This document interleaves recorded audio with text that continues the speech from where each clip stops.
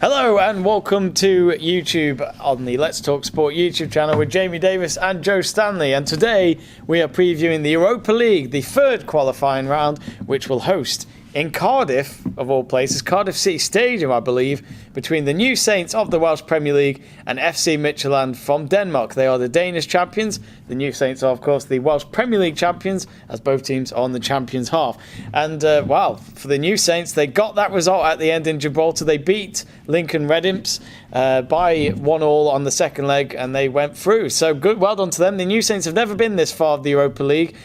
And really, it's quite exciting times for Welsh football, Joe, because they might do it again. They might get to that playoff round. How do you feel about their progress at the moment? Well, they've done very well. It's very exciting for Welsh football because obviously the Welsh Premier League, without being sounding disrespectful, it's not the biggest league in the world, is it? Let's be honest. Come on, Joe. It's respectable.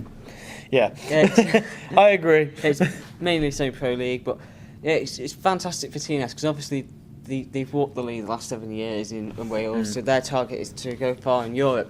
They did okay in the Champions League last season, and then obviously this year they were unlucky in the qualifying rounds this time. But the thing is, this time they did poor in the Champions League compared to the last few summers, in this summer, and that's what got them the Europa League spot. Do you feel for the new Saints? I know this sounds really daft, and I know the TNS fans won't be happy with me to say this, but do you think it's done them wonders to be in the Europa League instead, just because the quality is a little less expected, and that they can actually compete against some of these teams that they've gone against? Yeah, of course. It's obviously an easier competition, or supposedly easier competition. Yeah, well, on the compared to Champions League. That qualify, okay. But compared to Champions League, yeah, it's an easier competition. Obviously, TNS want to do well in Europe, and this has given them another opportunity, the second bite of the cherry, to do well in Europe. I think they could go far.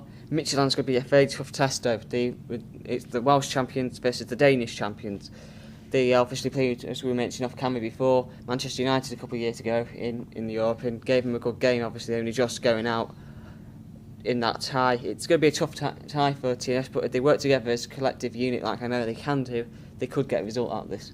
As you mentioned, the match between United and FC Midtjylland was actually the week where Marcus Rashford starred for United and became the future number 10, as he just became number 10 this week for Manchester United. He saved United that night at Old Trafford because we lost to them at their ground. And as you say, I don't know if you did say it, but on your sheet, they were founded in 1999. So they are kind of on the same length as TNS, really. Not a very old club, but FC Midtjylland have proven to be a very serious club since then, to be the Danish champions. Yeah, obviously, they won at the weekend. They beat... I'm just going to try and pronounce this. Apologies. I thought you couldn't read your own writing then for a moment. Velch, but it's spelled VELJCBK. That's how you pronounce it. It's better than my go.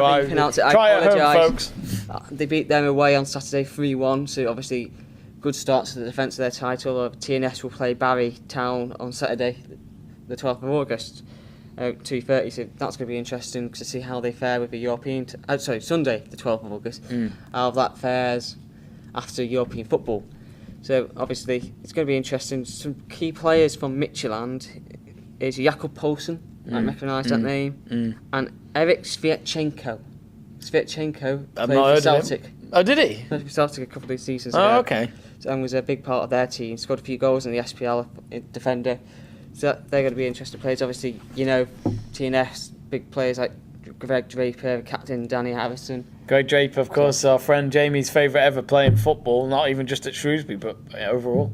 It's going to be interesting. What I find interesting with this tie is that it's not being played at Park Hall, it's been played at the Cardiff City Stadium. Yeah, it's. I mean, it'd be interesting. In all fairness, it'd be interesting to see how many seats are sold for that, because let's be honest, Park Hall can only fill in so many. 2,034 is the capacity. What, Park Hall, is it? Oh, right, okay. But be interested to see how many, for TNS fans as well, it must be a little frustrating because they're having to travel all the way down south on a midweek evening game.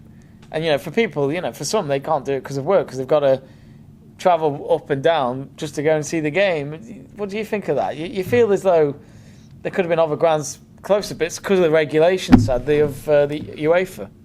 I suppose they could have used the race course maybe, because they've got the certificate race course, from what I understand, to host European ties. But whether with Wrexham using it on a Tuesday night for the game with, is it Fylde or something, whether that's could be a factor. Obviously, bigger capacity. Maybe if they can get the fans, and if they can get fans from South Wales or people from South Wales to go and watch the game, it'd be good. It'd be more income for the football club. Yeah. It's one of those. It's whether the fans can get down there though on an evening, because obviously people work, as you said, in the week. So it's an interesting thing. We'll see what happens though with the game. It's a shame it's not at Park Hall, but sadly that's just the way it goes. But what's your prediction for that first leg? Because they're going to have to obviously go to Denmark a week later. And try and do it there as well. So it's all about being consistent now. It's going to be a very tough tie, but I think Midtjylland have got the quality overall to get the result.